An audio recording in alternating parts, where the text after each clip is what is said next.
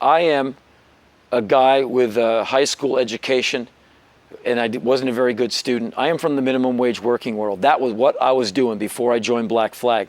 I was earning $3.50 an hour scooping ice cream and taking inventory and making the nightly deposit at a Haagen-Dazs in Washington, D.C. I am basically equipped to park your car, sweep up after your pet, and put fries in a bag as you drive by a box on the side of a Wendy's. And so what I am doing is basically trying to stave off the inevitability of me going back into that world. And I will be back there with a microphone around my face before all of this is over, I have a feeling. And so why do I do all that stuff? Because they offered me the chance for employment. I'm not an actor, and after 30-some movies, you think Hollywood would have figured that out. I mean all of it very sincerely, and it's not just a job, but I'm not really good at any of this stuff. I can't hold a note. And I go out on stage with just a microphone and my modicum of intellect every night and just go, look, folks, here's where I went, here's what I saw, and here's how I feel about it. You know, I'm no professor. I saw a few things growing up maybe a young person shouldn't see, but that's just life in a big city. What are you going to do? And then I joined Black Flag, and I got America right in the teeth. And in the first 18 months of being out on the road with the band, I saw America, like just warts and all, right in my face. It's been about a year since I was around doing a lap around America.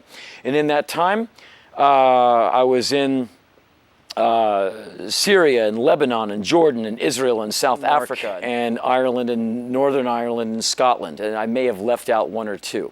Anyway, I was in all those places, took a lot of photos, shot 5 documentaries, wrote another book, and did about 175 shows.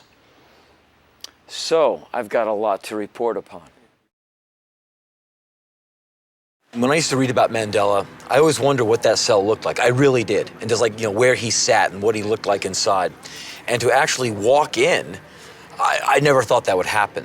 I can't say I didn't want to leave the cell, but I was fascinated to be inside it. I wanted to see what South Africa was like decades after apartheid. And because I think that apartheid, well, the recovery and the relationship between blacks and whites in South Africa perhaps needed to be reassessed. And the indigenous African people there, you know, like black folks, whatever you'd like to call them, you know, real Africans, their struggle for freedom is the same struggle for freedom that you're seeing in a lot of other countries. And we're walking around and all you see these beautiful children, they're everywhere, kids are everywhere, and their clothes are so clean. Their clothes are so clean and they're so pressed and folded. And then you see these women doing the laundry. Man, they are furious at any dirt in that clothing. They're getting it out, and these kids have clean clothes every day. And it's that dignity. And these kids learn it at an early age. And it really calls out racism on its face and calls out classism on its face. And these people are saying, I'm doing everything that you're telling me to do to be a decent citizen of the world. I'm in. I believe it. I believe in it. And it makes you see you with your shirt tails hanging out and you haven't shaved in a couple of days. You're like, damn, man, these guys want the dream more than I do, or at least as much as I do, and they deserve it as much as I do. And my fear is that eventually no one comes back here. Awful condos come up in his place, and Louisiana loses this jewel in his crown that is what is essentially New Orleans. I'm 47 years of age. I've been doing shows in New Orleans since I was 20. And as the city I love very much. It's a great part of America, and the world knows it. And it's a great part of the world. It's a cultural bastion for the earth to dig on. And that's why when you're there, you see people from Australia, people from Japan, people from Germany. Everyone's coming to dig the jambalaya and the great music and the hospitality and the looseness of it. And it's just a really hot, sweaty, beautiful human get down, where all of a sudden you have a bunch of friends. And it's also a very dangerous place. I mean, it's always been a dangerous place. There's rough parts of town, and you got to have your wits about you on its best day.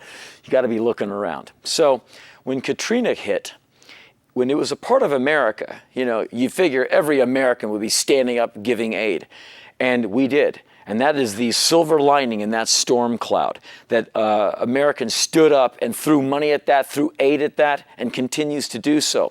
We, the private sector, threw well over $1 billion from our very flattened wallets. We threw at that thing. Every radio station did multiple benefits. Every band that you know and I know all did benefits. Every artist, strummed their guitar, painted pictures, jumped up and down, whatever. Raised money, gave out of their own wallets. I threw a bunch of money at that thing. People who didn't have the proverbial pot gave money. People were folding $20 bills and sending it to New Orleans because we give a damn, and that's what's great about America. What failed? FEMA. What made a great effort? The National Guard and the Coast Guard. The Coast Guard and the National Guard would have been better suited not having most of their personnel and their vehicles and equipment in Iraq. And so we, in general, failed the people of New Orleans. We have the technology, the manpower, the fuel, and the vehicles to have evacuated that city in a week. Why? There's people dying. Why? There's people going after 5 days with no water. It was an insult to our technology, to everything that is red, white, and blue. And when I bring this up, people say, "You hate America." I go, "No, pal. If you disagree with me, you hate America. So you better check yourself." I'm trying to make a difference. You're saying everything is fine. It's obviously not fine when people are on day 3 waving from their roofs. Anyway, so we went down there to see what $100 billion and 3 years of reconstruction gets you. When the state forces come into an area and kill unarmed people, and then the highest legal authority in the land says that was an okay thing to do, how could anybody argue to the people of this area that they should seek a solution to their problems through constitutional means? Right. Through democracy. We had seen what had happened. That was the biggest single reason that young people in this area joined the IRA. We shot in Belfast and in Derry, Northern Ireland, because, again, it was a struggle between the IRA and the IRA and the Catholics against the Protestants or the Unionists or whatever. I mean, you can get in a lot of trouble taking any kind of side on that thing. So I'm neutral on it. I just went in as an observer, wanting to know more. But in a way, some of these people will tell you that they were trying to be free. They wanted to emancipate themselves from what they thought was a dictatorship, the hand of England. They wanted England out of their country. And they saw, and you can get into big arguments about this. I'm just saying that some people in Northern Ireland saw England as an occupying and invading force, much like some people in Iraq would see American forces and for the coalition of the willing as an invading and occupying force. I wanted to get interviews with people who saw these people as an occupying force, or who saw the IRA as nothing more than bloodthirsty thugs, not unlike the mafia. And I wanted to hear all the stories. I wanted to talk to people from Sinn Féin. I wanted to talk to unionists, separatists, Protestants, Catholics, all of them. And we did. And the opinions were very intense. And what I came away with was that what they have there is basically a ceasefire. They don't really have peace. They have basically a tinderbox that I hope does not blow up one day.